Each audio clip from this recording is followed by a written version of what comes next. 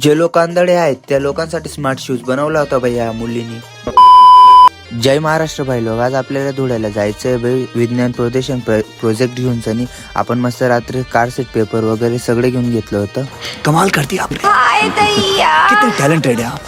आणि आपण फुल निघायच्या तयारीमध्ये होतो भाई, फुल फॉर्म मध्ये. मग आपण गाडीकडे येतो, सगळं ठेवून संडा धुळ्यात उतरतो भाई. आणि भाई आपण मस्त गाडीमध्ये बसून संडा निघूनच गेलो होतो, म्हणजे धुळ्यात येऊन गेलो होतो आणि आदर्श कॉलेजला आलो आणि मस्त सर लोकांना भेटून घेतलं पहिले.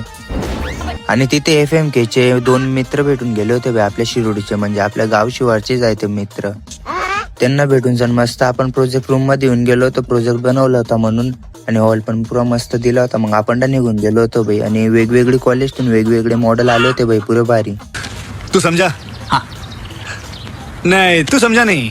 आणि भाई लोक आदर्श कॉलेजचे आपले मित्र झाले होते भाई नवीन. ते म्हणत होते मॅटर झालं की आपल्याला सांग म्हणे, आपण सगळ्यांना बघू. म्हणतं नाही बघू.